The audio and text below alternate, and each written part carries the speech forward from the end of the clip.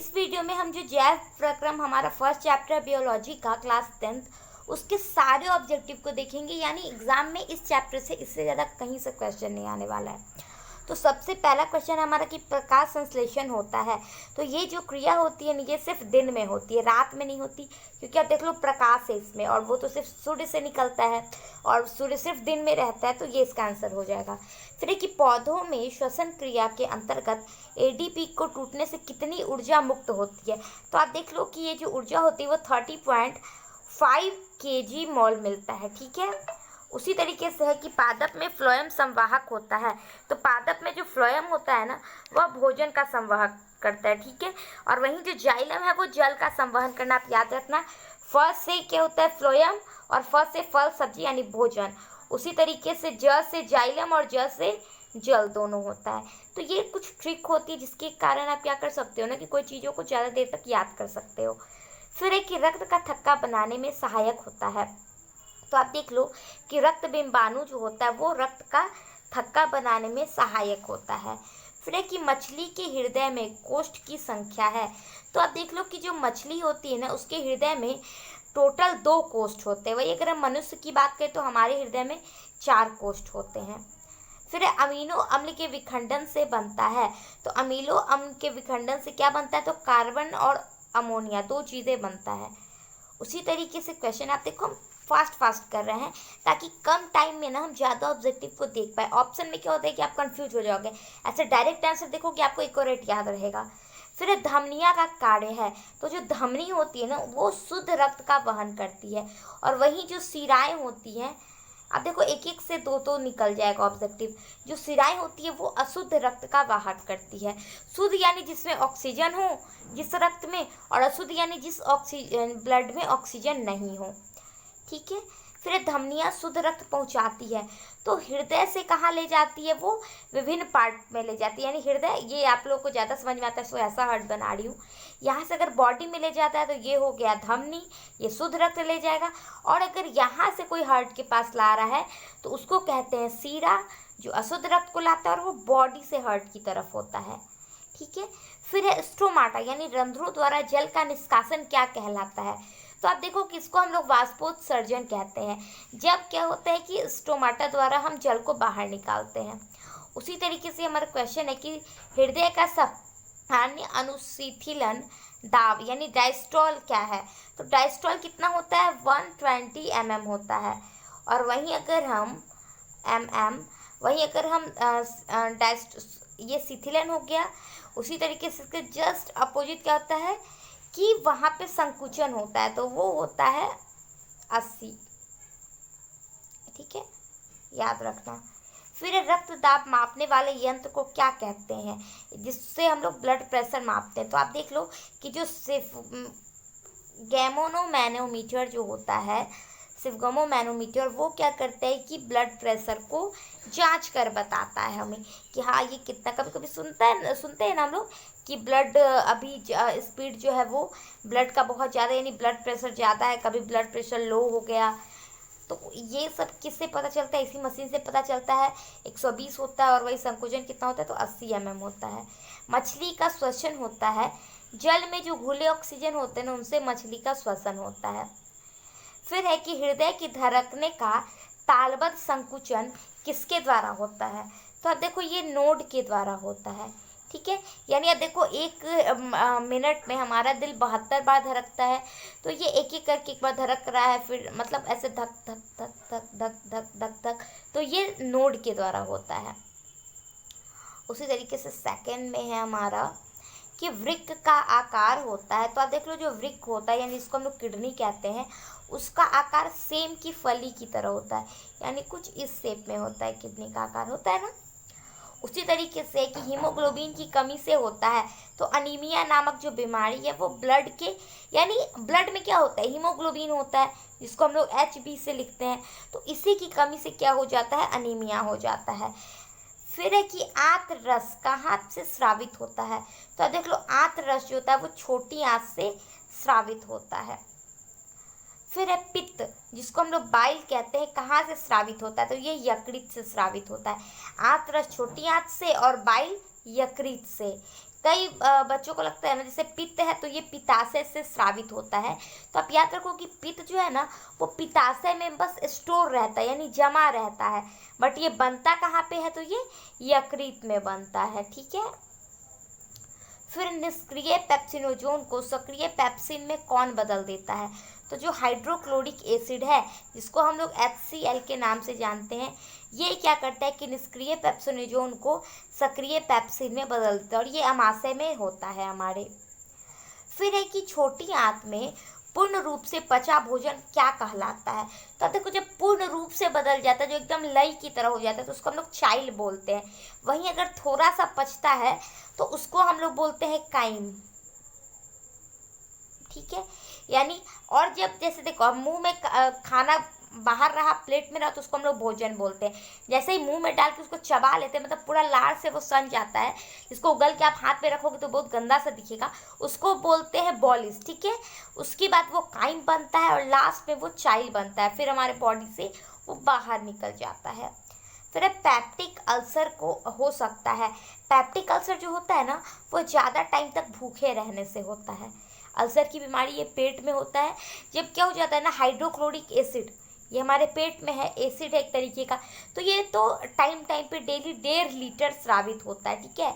1.5 litre ये daily ही स्रावित होता है। देखो अभी मैं जो भी बता रही हूँ ना वो सब कुछ ही इंपॉर्टेंट है, भले ही मैंने बहुत कुछ लिखा नहीं है बट मैं बोल बोल कर आपको समझा रही हूँ। तो आप क्या करो ना कि कान में लगा के अच्छे से सुनो इसको, बाद में लिखना, ये नहीं कि सिर्फ जो स्क्रीन पे दिख रहा है वही क्वेश्चन है जो मैं बोल रही हूँ वो भी है। तो उसके बाद क्या है कि यहाँ पे जो HCl ज़्यादा निकलता है वो हमारे पेट के लेयर को खराब करने लगता है। यानी एसिड अगर बार बार जाएगा बार बार जाएगा तो वो पेट के लेयर को खराब तो करेगा ही, पेट की मांसपेशियों को, और उसी के बाद ये बीमारी हो जाती है पैप्टिक अल्सर। ठीक है। तो इसीलिए कहा जाता है हमें लंबे टाइम तक भूखा नहीं रहना चाहिए, क्योंकि जब हम खाना खा लेते हैं तो HCl किस पे काम करने लगता है, खाने पे काम करने लगता है। अगर हम खाना नहीं खाते तब क्या होता है, ये डायरेक्ट पेट के पास चल जाता है और इसमें पूरा घाव निकलने लगता है। फिर है कि मनुष्य में मुख्य श्वसन अंग क्या है, तो मुख्य श्वसन अंग है फेफड़ा, जिसको हम लोग लंग्स बोलते हैं। आहार नाल का सबसे लंबा भाग है, आहार नाल का सबसे लंबा भाग जो होता है ना वो छोटी आंत है। तो फिर अब आप सोचोगे कि उसको छोटी आंत क्यों बोलते हैं, इसको बड़ी आंत बोलना चाहिए। तो बड़ी आंत तो बड़ी नहीं होती, तो आप देखो कि बड़ी और छोटी आंत, जैसे बड़ी आंत जो होती है ना वो कुछ इस शेप में होती है ना, इस शेप में, और ऐसा करके बॉडी से बाहर निकलेगी। तो ये क्योंकि इसका ये वाला जो लेंथ है यानी चौड़ाई इसकी ज़्यादा होती है, इसलिए इसको बड़ी आंत बोलते हैं। और जो हमारा छोटी आंत होता है ना वो बहुत पतला से ऐसे ऐसे ऐसे ऐसे ऐसे ऐसे ऐसे इस टाइप का होता है गुज्जा में, तो इसलिए इसको हम लोग छोटी आंत बोलते हैं। फिर है कि इनमें कौन पौधे का उत्सर्जी पदार्थ है, तो आप देख लो रेजिन, टेनिन और गोंद, ये तीनों पौधे का उत्सर्जी पदार्थ है, यानी वो उसके बॉडी से बाहर आ जाता है, उसके लिए हेल्पफुल नहीं होता है। फिर है कि मनुष्य में पाचन की क्रिया शुरू होती है। हम लोगों को बचपन से पता है कि माउथ से क्या होता है, मुख कुआं से क्या होता है, हमारा डाइजेशन शुरू हो जाता है, पाचन शुरू हो जाता है। फिर है कि ऑक्सीजन का वाहक होता है, तो ऑक्सीजन का वाहक RBC होता है। उसी तरीके से हमारा सेकंड क्वेश्चन है कि कोशिका झिल्ली किस प्रकार की झिल्ली होती, तो कोशिका झिल्ली जो है अर्धपरागम्य झिल्ली होती है। फिर है कि दही के जमने में कौन सी क्रिया होती है, तो दही के जमने में किण्वन प्रक्रिया होती है। ठीक है, किण्वन। उसी तरीके से मानव में डायलिसिस थैली है, तो नेफ्रॉन क्या है, मानव में डायलिसिस थैली है। फिर है स्वपोषी पोषण के लिए आवश्यक है, तो आप देखो क्लोरोफिल, कार्बन डाइऑक्साइड, जल और सूर्य का प्रकाश, ये चारों चीज क्या है, तो ये हमारे स्वपोषण यानी आप देख लो फोटोसिंथेसिस या प्रकाश संश्लेषण, कुछ भी कह सकते हैं, उसके लिए ये जरूरी है। फिर पादप में जाइलम उत्तरदायी है, तो जाइलम किसके लिए उत्तरदायी, तो जल के परिवहन के लिए, अभी हमने बात करा था। फिर कूटपाद किस में पाया जाता है, तो ये अमीबा में पाया जाता है कूटपाद। फिर स्टोमाटा पौधे के किस अंगों में पाया जाता है, तो स्टोमाटा जो होता है ना वो पौधे के पत्तियों में पाया जाता है, जिसको हम लोग रंध्र भी बोलते हैं। ठीक है। फिर इनमें कौन प्रकाश संश्लेषी अंग है, तो जो हरित लवक है, हरित लवक को इंग्लिश में हम लोग क्लोरोफिल बोलते हैं और हिंदी में हरित लवक बोलते हैं। तो ये क्या होती है, प्रकाश संश्लेषी अंग है। फिर एक ही शरीर में भोजन का पचना किस प्रकार की अभिक्रिया है, तो ये ऑक्सीकरण अभिक्रिया है, क्योंकि ये ऑक्सीजन की उपस्थिति में ही होती है। इसलिए ये ऑक्सीकरण अभिक्रिया है। फिर है कि जठर ग्रंथियाँ कहाँ पाई जाती है, तो ये जो जठर ग्रंथियाँ होती है ना वो हमारे आमाशय यानी स्टोमक पे पाई जाती है। फिर है कि रक्त में हल्के पीले रंग के चिपचिपे द्रव्य को कहते हैं प्लाज्मा, और ये जो प्लाज्मा होता है ना हमारे ब्लड का 55% क्या होता है, तो वो प्लाज्मा ही होता है। जो थोड़ा सा पीला कलर का, जैसे चाशनी कैसे होता है, चिपचिपा हल्का येलो कलर टाइप का दिखता है ना चाशनी, गुलाब जामुन वाला, तो उसी टाइप का हमारा प्लाज्मा भी दिखता है। फिर एक खुला परिसंचरण तंत्र किसमें पाया जाता है, तो ये जो कॉकरोच होता है उसमें ओपन सर्कुलेटरी सिस्टम यानी खुला परिसंचरण तंत्र पाया जाता है। वहीं जो मनुष्य है उनमें बंद परिसंचरण तंत्र होता है।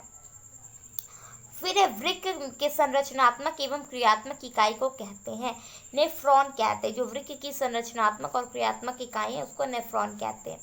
फिर पौधे में गैसों का निष्कासन के लिए किस क्रिया का उपयोग होता है, तो पौधे में गैसों के निष्कासन के लिए विसरण का प्रयोग होता है। ठीक है। फिर है कि मनुष्य के वृक्क एक तंत्र का भाग है जो संबंधित है, तो जो वृक्क है ना वो उत्सर्जन से संबंधित है, क्योंकि इसका मुख्य कार्य क्या है, मुख्य कार्य इसका होता है कि ब्लड को साफ करना और मूत्र का निर्माण करना, तो ये उत्सर्जन का काम करती है। फिर एक क्लोरोफिल वर्णक का रंग होता है, तो क्लोरोफिल जो होता है ना वो ग्रीन कलर का होता है, इसलिए इसको हिंदी में हरित लवक बोलते हैं। हरित यानी हरा, ग्रीन कलर। ठीक है।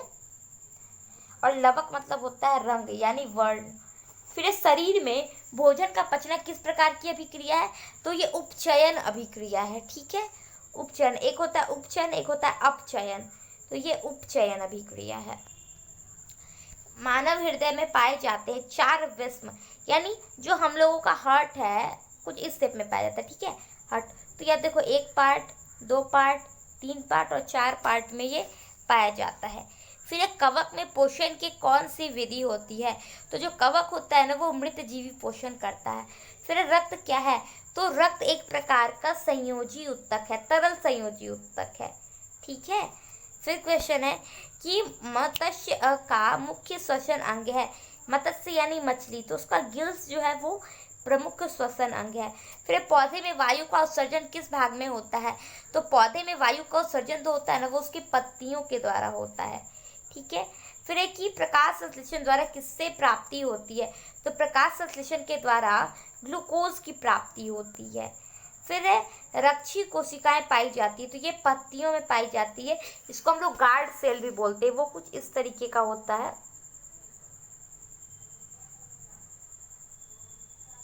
ना, गार्ड सेल जो खुलता है बंद होता है, खुलता है बंद होता है, अंदर से गैसों को बाहर निकलने में मदद करता है। फिर किस प्रक्रम के द्वारा शरीर में ऊर्जा का उत्पादन होता है, तो श्वसन के द्वारा ऊर्जा का उत्पादन होता है।